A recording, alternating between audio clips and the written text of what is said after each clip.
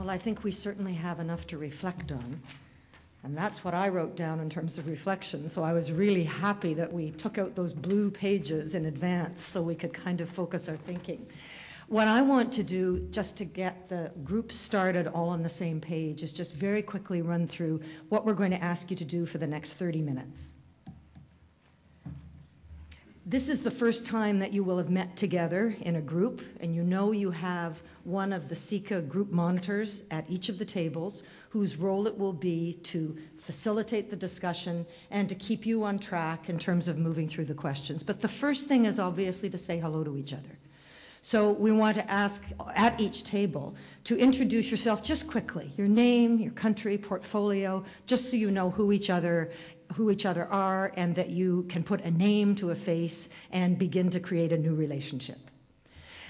The next task is to spend a few moments and just go around the table sharing some of the things that you may have reacted to when you heard Helen speaking.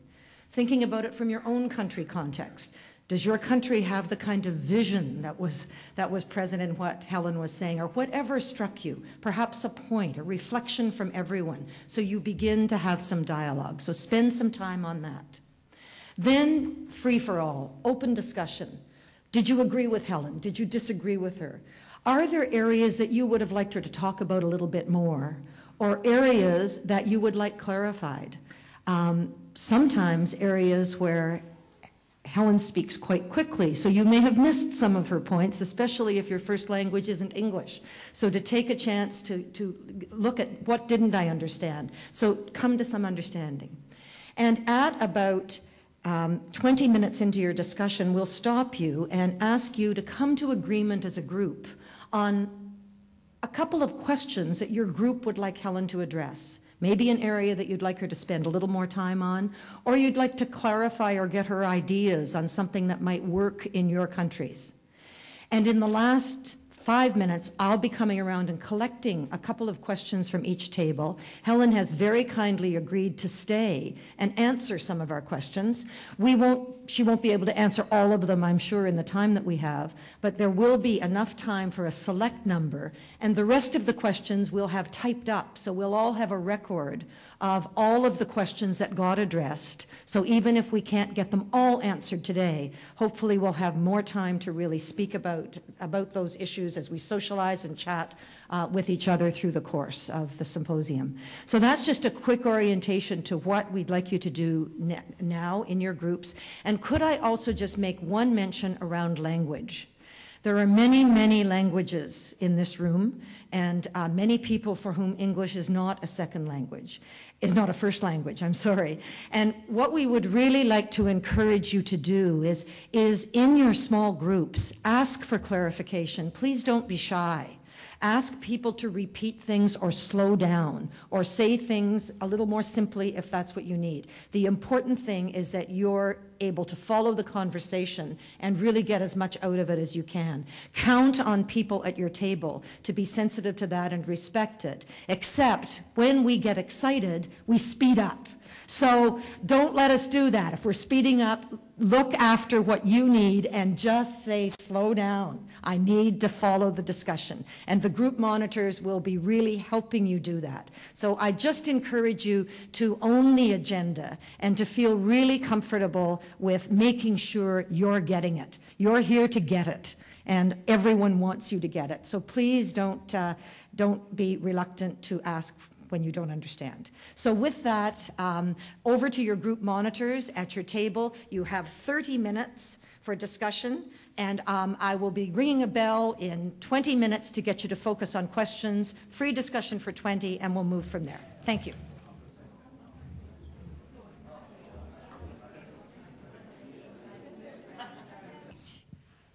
It's very interesting in Australia. We have the Business Council of Australia, which is a employer group, very large employers, and they have certainly more and more, they have been putting out publications and they're becoming directly to us to say they actually see this as the way to go.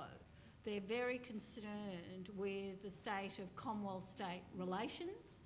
They're concerned about the lack of focus on the issues about workforce participation and productivity. And so they are trying to make it as part of their agenda, and they're asking, well, how can we assist? So to that extent, at the sort of higher order level of employers, I think we've got them in the frame of that. But it's actually, I agree, this type of change really requires a much more broader set of the community to want to be part of it. Now, in a cynical sense, the reason that we need this is First Ministers are obviously the most political of politicians. They are the leaders, they win power. And if your leader ain't the first priority to win power, well, they're not going to stay in power. And how they do that in Australia, and I'm sure it's replicated overseas, they understand what we call in Australia, how do you put this in terms of the punter? And in Australian terminology, that means the average person. What does it mean for me when I go to work, when I want my kids to get a job, when my mother can't get into a nursing home? What does that mean? And we're looking at how do we actually, and we try to get the Premier to talk in that language of what does it mean for the punter. And I think that's a lot of the effort and work we'll be doing, not so much by me, but people that are much better communicators in that area about putting our thinking into that. But I think it's eminently able to be, because it is all about, I want my child to have an ability to have a good job, but continue to have a good job throughout the rest of their life. I have children that are significantly disadvantaged. Generally in the community there is concern for them. There's a lot of money going to it, but it's not working. Community understands that if we could get it to work in the right areas, in the long term, they feel better as a community. They don't want these kids that are left on the waste heap. So all those things. I think the next question is really focused on this new word that I've just learned, a punter, which is just the average person.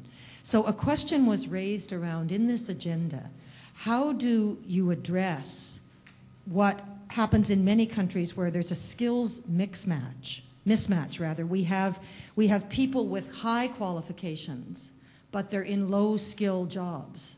So it's that different part of how will your agenda address that so that people are matched according to their qualifications? Or do you see that as an issue in Australia? I think there is a range of issues. Really, in Australia, probably the more bigger issue, although I think that is a real issue, because particularly for people who are recently migrated and they would have very good high-level skills, but they're not actually achieving them. It's particularly in that area we have that problem. We also have, which I raised, the more real big, large problem, which is we have far too many young people not achieving Year 12 and equivalent, which, as you would all know, is the starting point to having good, reasonable jobs for the rest of your life. So whilst I think there's the two issues here, how this works is both from the point of view of agreeing, as we say, on these are the outcomes we want, so that's increasing the portion of entering school with basic skills, but increasing the proportion of young people, etc., those outcomes that I talked about. But the ultimate outcome of this whole agenda, as I talked about, is growth. And when you have a highly strong, growing economy that is decreasingly not welfare dependent, that type of economy creates better jobs. And it's in the creation of those better jobs that these people who have better skills have greater opportunity to actually compete for those jobs. So I actually see it as a function of what comes out of it in terms of them. For those that don't have the basic skills, I think it's very much deeply about the policy actions we undertake. I think there's a whole set of questions that touch on the issue of outcomes. And you've mentioned outcomes, Helen, several times, as this whole agenda is driven by proof. So a couple of questions here are around, when we think about career development, what sorts of outcomes would people who are responsible for this agenda accept as evidence that career development really is a linchpin contributor to what you're trying to achieve? And kind of a second question to that, how do we start to get support for actually gathering data and doing research that demonstrates the impact of initiatives? And so I know those are two very broad questions, but perhaps the outcome issue would be important. And then is there support in this agenda to support research that will be demonstrating not just immediate impact, but medium and long term, which is an issue often for our field because our results are often not immediate. They takes time for people. So maybe some comments on that. I think I'll go a bit broad first because I think it's very interesting the things that you're working on. One of the outcomes of what I've been doing, it's been quite interesting in the sense that as we're focused in this area where we're saying the push for social policy should be on preventive policies as against remedial, and all the effort and dollars go into the acute end of any policy arena, all these things, there's these people that have been working in government, say in preventative health or in the areas that you have, burst out of the seams. Somebody's putting the sun on them and they're really excited. It's actually quite interesting. And we've got all these great ideas and there's all this best practice evidence and, you know, we think this actually does work. We know it, but we could never get anybody interested enough to put sufficient resources into it to actually show it. So to some extent, I think, you know, the work you're doing here today, and I assume is evidence of a long-term view about professionalism and best practice evidence in this area, which hasn't probably had the focus of it as a much broader agenda than rather than fixing up margin, you know, problems at the margin, I suppose, you know, incremental change. So I think part of it's that. And so when I look at what outcomes would influence and say, well, what I put up before, I think it's the two key outcomes of this agenda, which is increasing the proportion of young people making a smooth transition from school to work or further study. Obviously, career advice, career development is fundamental and part of that process. And increase the proportion of adults who have skills and qualifications needed to have active and productive life. Underpinning that, again, is a concept of lifelong learning, which is underpinned with knowledge about what is the right way to do this.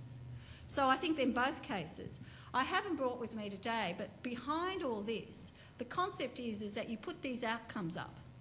We then say, well, is there measures that would tell you you've actually had progress? And the work we're doing at the moment is very much focused on what set of measures tell you that you've actually achieved that. When we've progressed it quite a substantial amount, and underpinning that again is what data exists to do that. And if a data source doesn't, what's the one that replicates it or we could produce over time? So there is a lot of work about data that will inform and underpin an understanding of tracking, if you do over time, these outcomes and measures. So that's where the data side is. And I think the area that I did comment on, there is a real lack of data. I've been quite, you know, fascinated because for years and years we've talked about this problem of young people and jobs. But the reality is there's very, very poor data that actually tracks them. So I've always been a person that how can you develop good policy if you don't actually understand the underlying data? You know, what is it actually, and if it doesn't exist that and it's only partial, it actually makes it even more difficult. But there's been, I understand, quite a lot of more work recently that is actually trying to focus on that question. And part of our work, if it goes forward, which I you know, hopefully it will be about making sure not every single data set, because you can get lost in this stuff, but the very important data sets do get the support to actually be and deliver and produce that outcome. And there's a number of, Commonwealth state bodies like the Productivity Commission that have for the last 10 years trying to get better data sets in these areas. So there's a good fertile ground for this. So I think it was in that point, but is there, what was the research and best evidence, is there money for that? I mean, I think it's actually a quality judgment. This is a 10-year reform program. It's not about the next 6 months. There will be, because you've got to keep First Ministers and the community engaged, I would envisage by December, if we're really on the money on this, that we will agree with the outcomes, we will agree the progress measures, and we will agree some early initial actions that underpin that process. But it's a 10-year program. And so in that context, research and understanding are going to underpin a program that's of such a substantial reform nature. So it's inevitable. So I would see that would be the case. Coming back to the punter, there's a question here that's quite interesting around the older worker, which is really an issue that's emerging in many countries. And a question around, in the agenda, what consideration is being given to encourage older workers to stay connected either to employment or to being very active at the community level? The question here is, could we have scholarships that encourage older workers to actually skill themselves for post-retirement careers, or to actually become people who share information about their trades in schools, who become really active in your human capital agenda and starting to make best use of their life experiences? What consideration, or is that a piece that's being looked at in an imaginative and innovative way? Could you comment on that? I mean, older workers clearly is absolutely fundamental to one of those gaps that we have in Australia, where we've got substantial reduction, particularly in older male participations after 49. You see substantial drop-off. Now, some of that is about things that are to do with, let's create better quality jobs for them, let's create sort of avenues about how they could actually stay in the workforce, and they've got the skills to do so. Some of it's in another area that I didn't talk about, which is in work incentives. And this is a lot in the Commonwealth arena, which they've done a fair bit of work on, but I would say over the next 10 years there'll be a lot more, which is about tax incentives, superannuation incentives, and how they operate in the market, which either discourage or disencourage you to stay in the workforce. But the other side of it is, I don't think you can forget, a lot of these older workers that are there, they are not voluntarily there.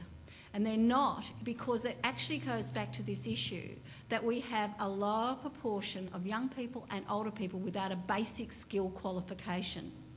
And I, again, see this is an area of how do we let this happen? It's not all about the highfalutin end. As I say, it's about the punter.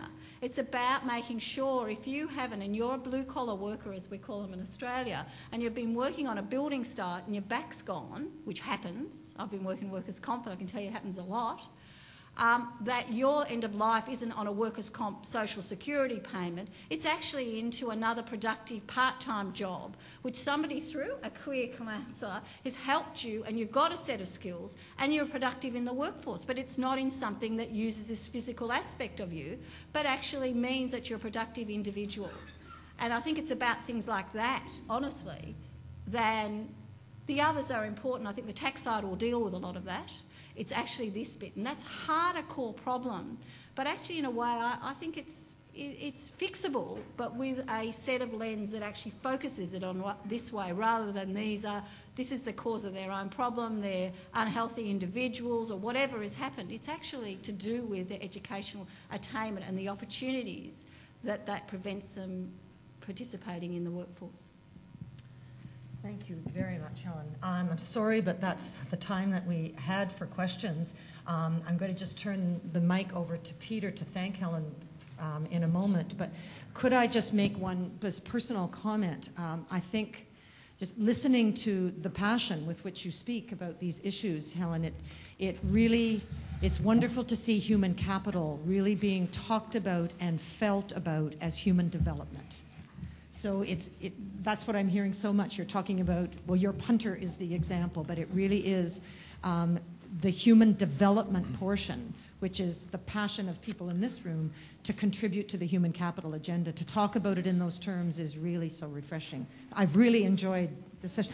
Your questions are beautiful. We'll have them typed up, and maybe we can talk Helen into, I don't know, we'll find some way to follow up and get some more questions answered. But thank you, Peter.